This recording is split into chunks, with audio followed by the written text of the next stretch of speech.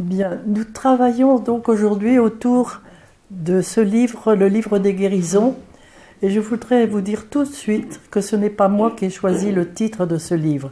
Il m'a été imposé par Albin Michel, et moi je voulais l'appeler, ce qui m'a été permis de mettre en sous-titre, Les évangiles en eau profonde. Alors acceptez ce titre comme il est. Je ne l'ai pas choisi.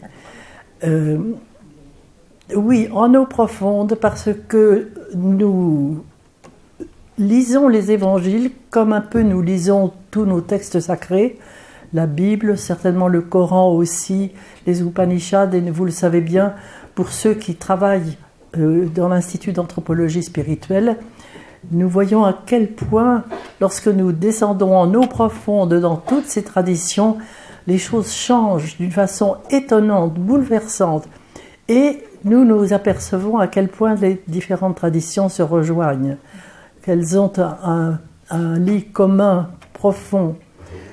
Et c'est cela qui est émerveillant, c'est de pouvoir travailler dans ce sens d'une unité non pas superficielle, mais d'une unité que nous allons trouver dans les profondeurs des Écritures, ce qui demande les profondeurs de l'être. Parce que nous ne pouvons pas descendre en eau profonde dans les Écritures si nous ne descendons pas dans les eaux profondes de notre être. Qu'est-ce que cela veut dire ? Vous savez, j'essaye de résumer très vite ce que beaucoup d'entre vous connaissent, mais quelques-uns d'entre vous ne le savent peut-être pas, à savoir que dans toutes les traditions... Vous n'entendez pas ? Dans toutes les traditions, il y a 4 niveaux de lecture. Attends, on n'entend plus rien du tout. Peut-être qu'il y a un truc qui s'est éteint. Est-ce que ça s'est éteint ? J'en sais rien. Vas-y. Oui, c'est bon là. Pourquoi est-ce que ça s'est éteint ? Tu as dû toucher sans faire attention. C'est un peu problématique. C'est une contrainte.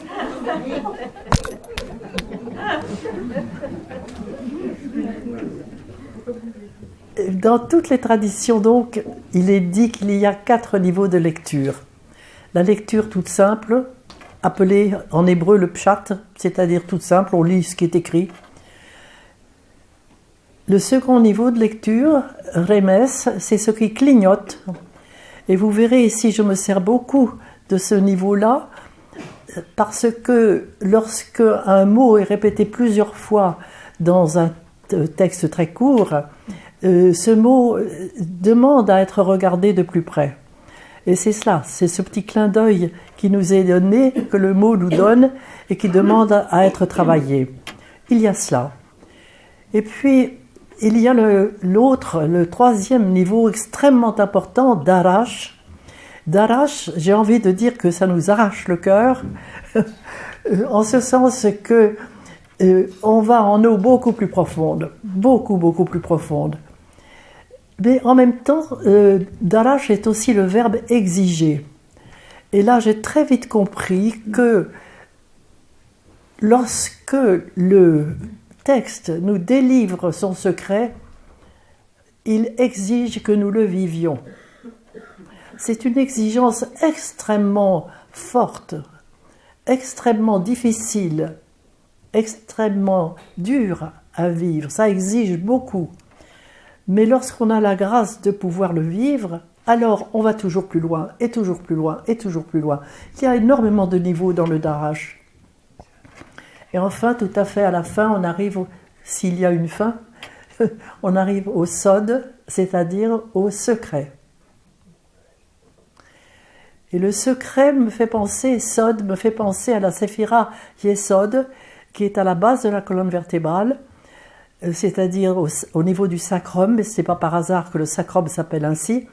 Il y a quelque chose de sacré, du secret justement, qui est là, et c'est ce noyau divin fondateur de notre être, à la base de la colonne vertébrale, justement, qui à ces niveaux-là s'ouvre de plus en plus, et nous conduit jusqu'au secret. Nous sommes de race divine, et c'est cette dimension-là de l'être qui s'ouvre. C'est d'autant plus important à dire que nous sommes ici réunis à un temps de l'histoire de l'humanité dont vous sentez très très bien qu'elle est en train de vivre une mutation énorme. Et cette mutation, je crois que nous pouvons dire à l'heure actuelle quel est le passage de l'homme animal que nous sommes, mais dans le sens très noble de l'animal, à l'homme divin, à l'homme de nature divine. Souvenez-vous que dans un des psaumes, le psaume 82, que reprend le Christ dans l'évangile de Jean, j'ai dit, vous êtes des dieux, vous êtes des Elohim, nous sommes des dieux en puissance. Et c'est justement cette semence divine qui est là, symboliquement à la base de la colonne vertébrale, et que nous sommes invités à faire croître, à faire grandir cet arbre à partir de la semence pour qu'il donne son fruit. Il s'agit d'ailleurs de l'arbre de la connaissance, le fameux arbre de la connaissance qui est là au cœur du jardin d'Éden, au cœur de nous, dans les grandes profondeurs. Et c'est cela que nous avons à faire. Nous avons à faire grandir cet arbre. Et au fur et à mesure qu'il grandit, nous allons plus loin dans les profondeurs du texte. Nous lisons plus loin encore dans les profondeurs du texte. Et c'est cela qu'il faut que nous arrivions vraiment tous à faire un jour, parce que les traductions que nous avons sont quelquefois extrêmement décevantes. En tout cas, elles ne peuvent pas nous nourrir. J'ai consacré un chapitre dans ce livre sur la nourriture, justement. Et souvenez-vous que l'homme animal ne se nourrit que de l'herbe des champs. Alors que la nourriture de l'homme qui entre dans ce retournement radical pour atteindre à sa dimension divine, lui, il se nourrit de fruits de ces arbres, de cette verdure, de cette nourriture. Il se nourrit de tant de choses et de la parole de Dieu. Et c'est cela que je vous invite à faire ensemble pendant les 4 jours qui nous réunissent, c'est d'aller manger la parole, manger la Torah, manger les Upanishads, manger le Coran, manger.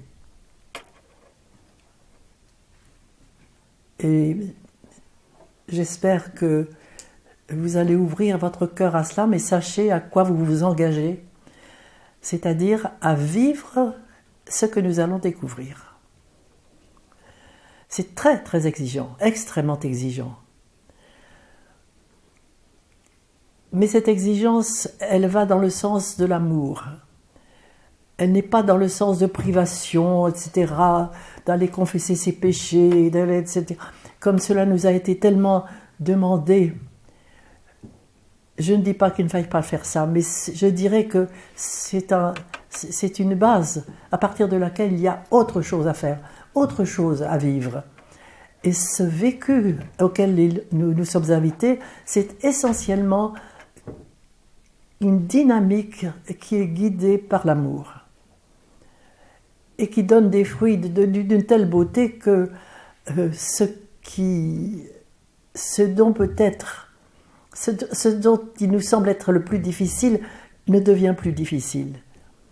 Parce que nous sommes envahis par une telle présence divine, le bien-aimé du Cantique des Cantiques, nous le connaissons à ce moment-là, il est là, voyez-vous, et quelquefois on peut presque dire que ça vaut tous les bien-aimés du monde. Que nous soyons hommes ou femmes, nous savons très bien à quel point il y a des limites tellement douloureuses quelquefois dans nos relations humaines, alors que là, il n'y a pas de limite. Lorsque nous faisons cette expérience du bien-aimé intérieur, il n'y a plus de limite. C'est pour ça que ça vaut vraiment la peine d'aller vers ces textes dans leur plus grande profondeur. Je pense que vous me comprenez et que c'est bien pour cela que vous êtes ici.